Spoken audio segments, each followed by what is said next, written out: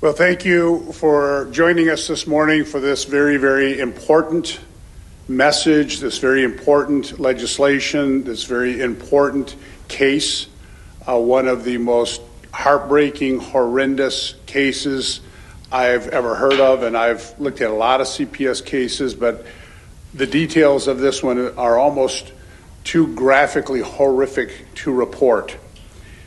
Despite documented abuse, hospitalizations, severe bruising, and the family warnings back in 2021, CPS returned Ethan Belcher to his parents, and the prosecutors never got involved. 2 years later, those same parents tortured and murdered Ethan Belcher. In January 2023, the police discovered 5-year-old Ethan Belcher dead, his 3-year-old brother severely injured. Parents charged Valerie Lynn Hamilton, the biological mother, and Shane Robert Shelton, the stepfather, with felony torture and child abuse. The outcome was that both were convicted of torture and murder. The warning signs were clear back in 2021. Ethan's aunt reported the abuse to the Lincoln Park police. Ethan was hospitalized with severe bruises covering his body head to toe. Police investigated and forwarded the evidence to prosecutors. Nothing happened, no warrant. CPS was aware of prior abuse allegations. Despite investigations, hospitalizations, children were returned back to the custody of the parents. The family subsequently relocated to Detroit, where Ethan died. CPS is a crash and burn disaster here in the state of Michigan. There are case after case, hundreds of children dying under CPS observation, CPS control. They operate with minimal oversight. Cases of abuse and neglect go unchallenged without repercussions. The bill that I have put in will change this. The bill will allow legislators to get involved with these cases.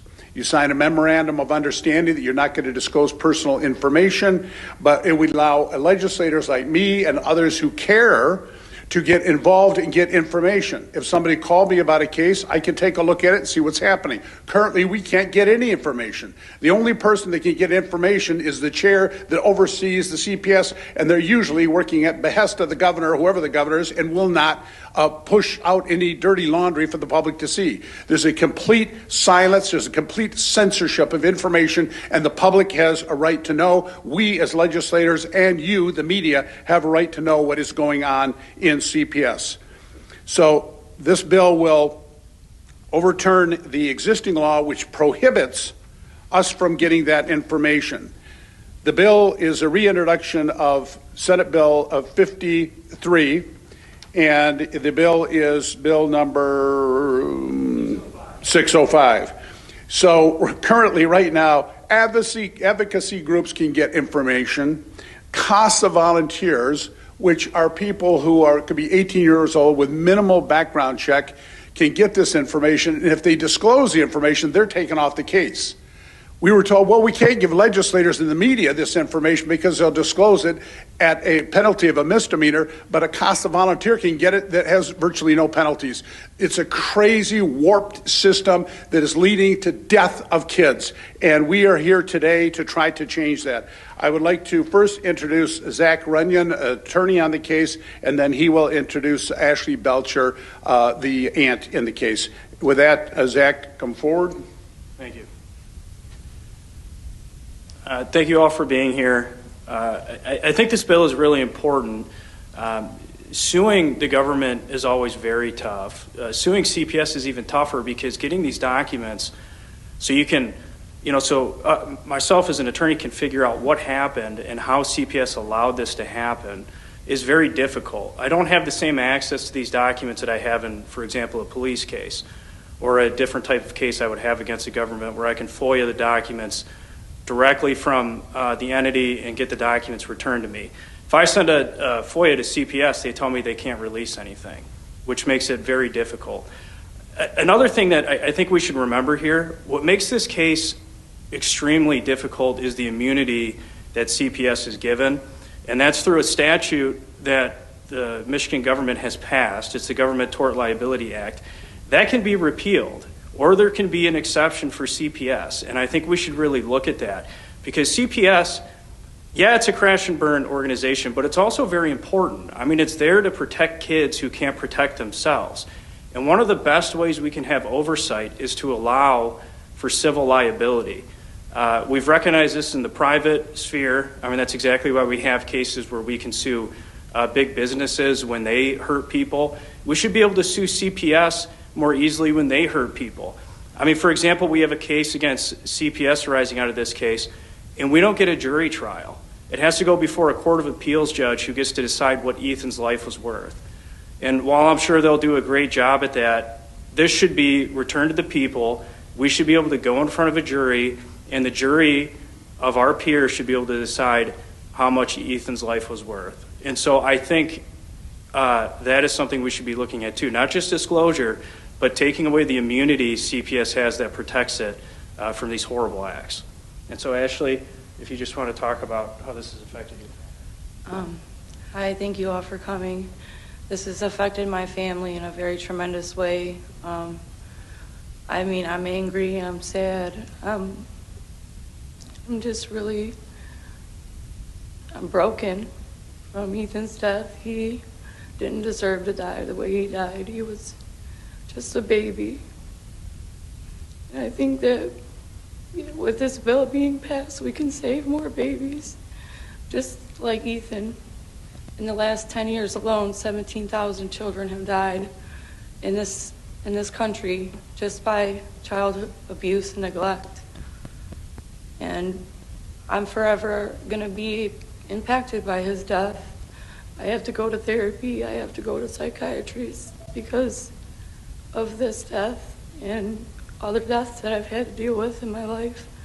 So I just want to say that we could save more babies. We can do this. We can take a stand and make change, and we have to do that now, not later. We have to do it now.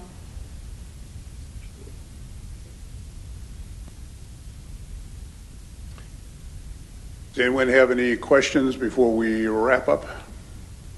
Yes.